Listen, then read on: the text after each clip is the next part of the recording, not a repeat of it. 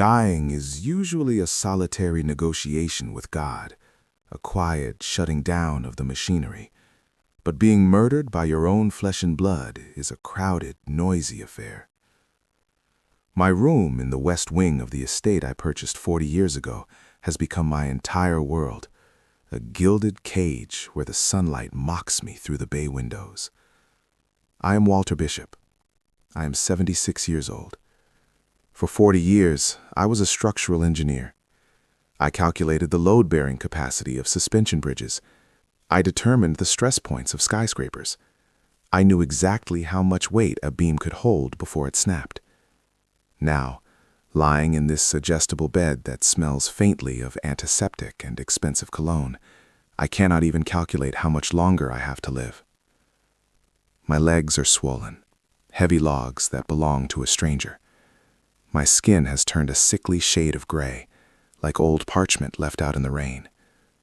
My mind, once a steel trap of formulas and physics, feels like it is wading through wet concrete.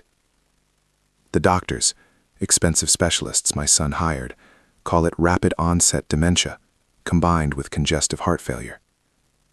I hear them in the hallway. They think I'm deaf because I'm old. They think I'm stupid because I'm slow. But I hear the hushed tones, the impatience, the greed dripping from their words like oil. "He's lingering, Julian," I heard Clara whisper yesterday, just outside the oak door. "The timeline was supposed to be 6 weeks. It's been 3 months." "He's a stubborn old bastard," Julian replied, his voice tight. "Just keep up the regimen." The door opened then, and their faces shifted instantly. The masks slid into place. Julian wore a look of pained concern, and Clara pasted on a smile that didn't reach her eyes. Cold blue eyes that reminded me of shallow water over jagged rocks. "Walter," he said, walking to the bedside. He placed a hand on my shoulder. It felt heavy, like a jailer checking a lock. "How are you feeling today? Clara made your favorite." I looked at the bowl. It was bright red, steaming. The smell made my stomach churn. For 3 months, everything has tasted metallic. Water tastes like sucking on a penny. Soup tastes like aluminum. "I'm not hungry," I rasped. My voice sounded thin, foreign to my own ears. "You have to eat, Walter," Clara said, stepping forward. She smoothed the blanket over my legs with aggressive efficiency. "You need your strength." "Where is Mrs.?" I asked, looking past her. Mrs. Higgins had been my nurse for 5 years. She made tea the right way. She read me the newspaper. "Dad, we went over this," Julian sighed, the patience in his voice wearing thin. "Mrs. Higgins was stealing from you. We found silver in her bag. We had to let her go. Family takes care of family. That's how it should be." I wanted to argue. I wanted to tell him that Mrs. Higgins was a saint who wouldn't steal a sugar packet, let alone silverware. But the fog in my brain was thick. Maybe I was confused. Maybe I had forgotten. That was the worst part of this sickness, the doubt. They used my own mind against me, gaslighting me until I couldn't trust my own memories. "Eat the soup, Dad," Julian commanded softly.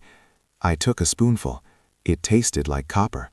I swallowed it down, feeling it burn in my chest. I watched them watch me. They checked their watches more often than my pulse. I lay back, closing my eyes, staring out the window at the sprawling grounds I could no longer walk. I watched the leaves turning brown on the oak trees. My own winter was approaching, and I was facing it alone. Then the buzzing started. It happened 3 days ago, a high-pitched whine, like a mosquito on steroids. I opened my eyes. At first I thought it was tinnitus, another symptom of my failing body, another wire snapping in the machine. But the sound grew louder. It was mechanical, rhythmic. I turned my head toward the window. There it was, a drone, a quadcopter with flashing green and red lights hovering just outside the glass of my second-story window. It bobbed in the wind, fighting the updraft from the garden. Its camera lens, a black, unblinking eye, was looking directly at me. I blinked. Was I hallucinating? Was this the dementia finally claiming my vision? I lifted a weak hand. I waved. The The drone dipped its nose, a mechanical bow, then it wagged left and right. I smiled. It was the first time I had smiled in months. I learned later, through a series of charades and notes held up to the window, that the pilot was a 14-year-old boy named Sam. He was the grandson of my neighbor, 3 acres away. Sam was bored, lonely, and apparently curious about the old man in the tower. We developed a silent language. He would fly the drone up at 4 p.m. every day. I would hold up signs written on the back of my old medical charts with a thick marker I had hidden under my mattress. Hello. Nice flying. I am bored. He would write back on a small whiteboard he held up to the drone's camera. I couldn't see it with my naked eye, but 2 nights ago, the drone had lowered a padded envelope onto my balcony. Inside was a cheap tablet connected to the drone's live feed. Now, when he flew, I could see his messages on the screen in my lap. Hang in there, Mr. Bishop. Cool house. Do you like video games? It was my only connection to the world, a digital lifeline thrown by a boy I had never met.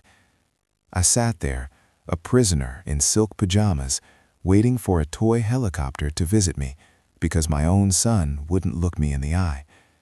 I thought I was just passing time before I died. I thought I was finding a small distraction from the pain. I didn't know I was gathering evidence for a homicide trial. If you have ever felt your gut telling you that the people smiling at you are holding a knife behind their back, if you have ever been made to feel crazy for seeing the truth, hit that subscribe button. Because what that drone saw didn't just save my life, it shattered my heart into 1,000 jagged pieces. The turning point came on a Tuesday, yesterday. I had been feeling particularly nauseous after lunch. Clara had prepared a special herbal tea to settle my stomach. I drank half of it and spent the next hour gripping the sheets, sweat pouring off me, feeling like my heart was trying to punch its way out of my ribcage. By 4 p.m., I was drifting in and out of consciousness. I heard the door open. "He's out," Julian's voice said. He sounded close. "Look at him." "Good," Clara replied. "Yeah, they're coming Thursday to appraise the car collection. I have a developer lined up. Once it's done, we list it as a teardown." I lay there, feigning sleep. It was easier than fighting. They were selling my life piece by piece while I was still warm. The vintage cars I had restored with my own hands. The house I had designed. It meant nothing to them, just cash to burn. "I'm going to check the safe again," Julian said. "I'll get his evening meds ready," Clara said. "Make sure he sleeps forever," Julian muttered, half joking, half deadly serious. They left the room. I opened my eyes. Tears pricked at the corners, hot and stinging. My own son. The buzzing started. 4:15 p.m. Right on time. I turned my head. The green light reflected off the window pane. The drone was there, hovering silently against the gray sky. Sam was watching. I didn't have the strength to sit up. I didn't have the strength to wave. I just lay there, eyes half open, staring at the mechanical angel outside my window. The door handle turned. I squeezed my eyes shut, leaving just a slit open, a trick I learned in boring board meetings years ago. Clara entered the room. She didn't look at the window. The heavy curtains partially obscured the glass, and her focus was entirely on the task at hand. She didn't see the drone hovering outside, its lens focused on the room. She carried a silver tray. On it was a cup of tea, Earl Grey, my favorite, and my regular heart medication bottles. She set the tray on the nightstand. She leaned over me. Her perfume was cloying. She waved a hand in front of my face. I didn't flinch. I slowed my breathing, mimicking the rhythm of deep sleep. "Out like a light," she whispered to herself. Then she did it. She reached into the deep pocket of her cashmere cardigan. She pulled out a small blue glass vial. It had no label. She uncorked it. I watched through my eyelashes, my heart hammering a warning rhythm. Thump, thump, thump, thump. She didn't pour it directly into the tea. That would be too obvious. Too much volume might show up in a basic autopsy if they looked for fluids. Instead, she took a small dropper from the vial. She carefully, methodically, coated the rim of the teacup. The liquid was clear, viscous. It dried almost instantly. Then, she took a pill from her pocket. It wasn't my white heart medication. It was yellow, small. She crushed it between 2 spoons on the tray. She dusted the yellow powder into the tea. She stirred it, but she didn't use a spoon. She used her pinky finger. She dipped her finger into the hot liquid, swirling it around. She pulled her finger out and wiped it on my white bedsheet, leaving a faint yellow stain. And then, she smiled. It wasn't the fake smile she gave the doctors. It wasn't the polite smile she gave the neighbors. It was a smile of pure, unadulterated malice. It was a smile of victory. She looked at me with a look of absolute contempt. "Drink up, old man," she whispered. She turned and walked out of the room, closing the door softly behind her. I lay there, frozen. The silence in the room was deafening. The tea steamed on the nightstand. It smelled of bergamot and death. The buzzing outside grew louder. Thud. The drone bumped against the glass. I looked at the window. The drone was pressing against the pane. It hovered there for a second, then dropped down to the balcony floor. Sam had seen it. He had to have seen it. The angle was perfect. I mustered every ounce of adrenaline left in my poison system. The fear was gone, replaced by a cold, hard clarity. I wasn't an invalid anymore. I was an engineer facing a catastrophic structural failure, and I had to shore up the walls. I dragged myself out of bed. My legs shook violently. My breath came in ragged gasps. I held on to the nightstand, then the chair, then the windowsill. I unlocked the latch. I pushed the heavy glass open. The cold autumn air hit me like a slap to the face, waking up my senses. I reached down and grabbed the drone. It was still running, the rotors spinning idly. Attached to the battery pack with blue painter's tape was a piece of notebook paper. Sam must have scribbled it furiously and flown it up in a panic. I ripped the note off. The handwriting was messy, frantic. "Mr. Bishop, do not drink the tea. She poisoned it." I recorded it, calling my mom. I stared at the note. Tears blurred my vision. A 14-year-old boy I had never met was fighting harder for my life than I was. I recorded it. I looked back at the nightstand. The steam was rising from the cup in a lazy spiral. I wasn't senile. I wasn't dying of natural causes. I was being exterminated. The metallic taste, the nausea, the fog. It was poison. Systematic, slow drip murder. The grief was instant, hot, and terrible. My son knew. He had to know. "Make sure he sleeps forever," he had said. But the grief didn't paralyze me. It calcified. It turned into something hard and sharp. I looked at the potted fern in the corner of the room. It was a lush, green Boston fern that Mrs. Higgins had given me for my birthday last year. I walked over to the nightstand. I picked up the teacup. My hand was steady now. I walked to the fern. "I'm sorry," I whispered to the plant. I poured the tea into the soil, every drop. I wiped the rim of the cup with my sleeve, removing the residue. I placed the empty cup back on the saucer. I climbed back into bed. I hid the drone under my duvet. I hid the note inside my pillowcase. I lay there, listening to the wind howl outside, waiting for the morning. By dawn, the fern was dead. Its leaves had turned black and curled in on themselves, as if they had been burned by fire. But I was very much alive. I looked at the dead plant, and then I looked at the door. "Your move, Julian," I whispered. I picked up the tablet Sam had given me. I typed a message. "Send the video."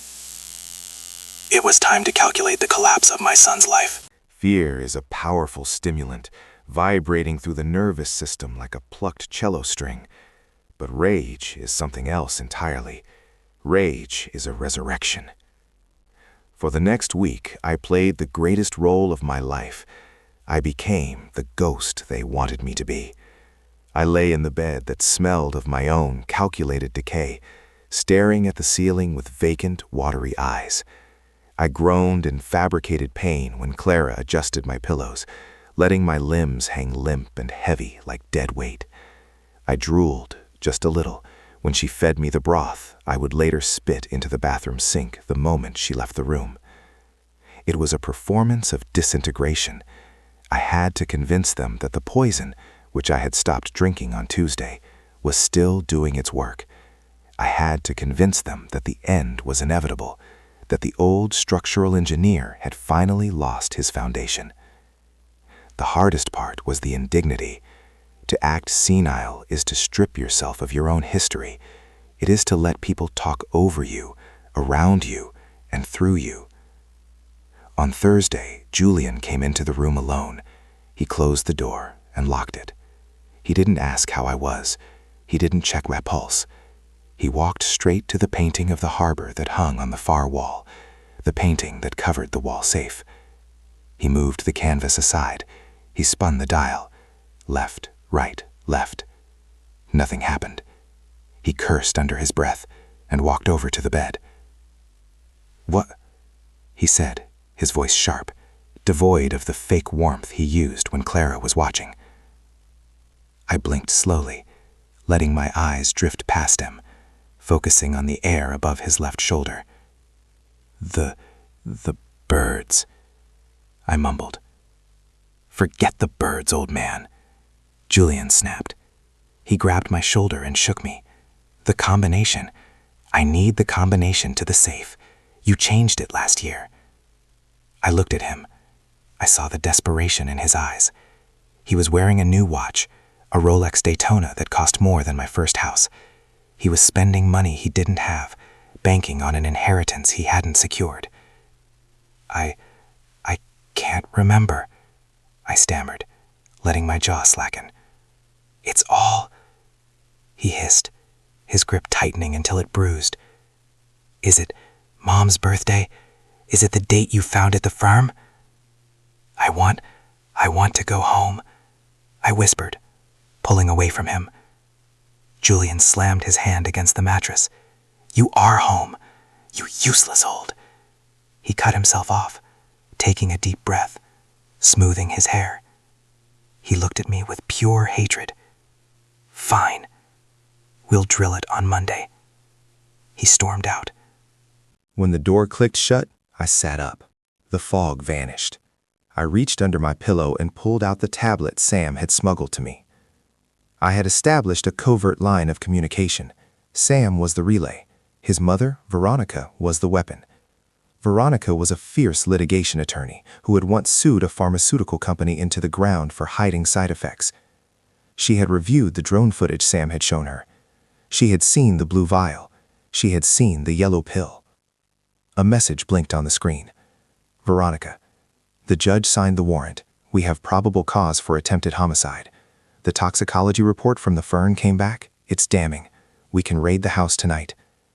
I typed back with steady fingers. "No raid. Not yet. Veronica, Walter, you are in danger. They are poisoning you. I'm not drinking it. I need more than an arrest. I need a confession. I need to expose them in front of the society they so desperately want to impress. If we arrest them now, they'll lawyer up. They'll claim it was assisted suicide. They'll spin it. Veronica, what do you want to do? The party, Saturday. Be there. Bring the police, but wait for my signal." Julian and Clara had planned a living wake for Saturday. It was their idea of a compassionate send-off, a trendy new way to say goodbye to the dying while they were still around to hear the eulogies. But I knew what it really was. It was a pre-funeral. It was a victory lap. They had invited the board of directors from my old firm, the neighbors, the country club elite, the mayor. They wanted to cement their status as the grieving, devoted children before the body was even cold. They wanted witnesses to my dementia, so that if I had made any last-minute changes to the will, they could contest them by claiming I was of unsound mind. They were building a stage for their own alibi. I intended to turn it into a gallows. Saturday arrived with a gray, oppressive sky. The house was filled with lilies. The smell was suffocating. It was thick and cloying, sticking to the back of my throat. It smelled like a funeral home. It smelled like death. Clara came in at noon to dress me. She chose a suit I hadn't worn in 10 years. I had lost 30 pounds since the poisoning started, and the fabric hung off me in sad, loose folds. I looked like a scarecrow stuffed into a tuxedo. "You look handsome, Walter," she lied, buttoning my collar tight enough to choke. "Will?" I asked, widening my eyes innocently. "Yes, Walter," she sighed, checking her makeup in my mirror. "There will be cake. Just sit in the chair and smile. Don't try to talk too much." Julian came in with the wheelchair. I hadn't needed a wheelchair a month ago. Now I let them lift me into it. I slumped to the left, letting my head loll. They wheeled me out of the bedroom, down the long corridor, and to the top of the grand staircase. The elevator hummed as we descended. The grand ballroom was packed. There were over 100 people. Waiters in white coats circulated with trays of my best champagne and tin of my most expensive caviar. A string quartet played somber, elegant music in the corner. Julian wheeled me into the center of the room. The conversation died down. All eyes turned to me. I saw pity. I saw morbid curiosity. I saw people checking to see if I was still lucid. "Here he is," Julian announced, his voice thick with a sorrow that felt rehearsed, calibrated for maximum sympathy. "The patriarch, the man who built this city." I nodded weakly, letting my mouth hang open slightly. I allowed a small line of drool to escape the corner of my lip. Clara was there instantly with a monogrammed handkerchief. She wiped my chin, offering a brave, tragic smile to the guests. "He's so brave," she whispered loudly to Mrs. Halloway, the mayor's wife. "We're just trying to make his last days comfortable. It's exhausted us, but—" "You're a saint, Clara," Mrs. Halloway said, touching Clara's arm. I sat there, gripping the armrests of the wheelchair with hands that looked frail but felt like iron. I watched them work the room. I watched Julian shaking hands with my old business partners, accepting premature condolences, talking about future plans for the estate. I watched Clara playing the martyr. They were drinking my wine. They were counting my money. They were dancing on my grave while I was forced to watch. The rage rose up in my chest, hot and purifying. It burned away the fog. It burned away the fear. I cleared my throat. It was a dry, rasping sound, but in the quiet room it carried. I croaked. Julian looked over, annoyed. He hurried back to my side. "What is it, Dad?" I said louder this time. Julian hesitated. Panic flickered in his eyes. This wasn't in the script. "Dad, maybe not. You're tired." "Please," I whispered, looking up at him with pleading, wet eyes. "One last speech." Clara nudged him. I saw the calculation in her eyes. "Let him," her eyes said. "It will probably be nonsense. He'll ramble about birds or the war. It will just prove how gone he is. It helps our case." "Okay, Dad," Julian said, forcing a smile. He signaled for the music to stop. He handed me the microphone. He stood close, his hand hovering near the switch, ready to snatch it away or cut the feed if I started saying anything lucid. The room went silent. The only sound was the hum of the ventilation system. I looked out at the sea of faces. I saw the people I had worked with for 40 years. I saw the neighbors who had ignored the drone buzzing around my window. "Thank you all for coming," I said. My voice was shaky, trembling with the frailty they expected. "I look around this room and I see friends." I paused. I took a deep breath, filling my lungs with air that didn't smell of lilies, but of impending justice. "And I see family," I continued. Julian squeezed my shoulder reassuringly.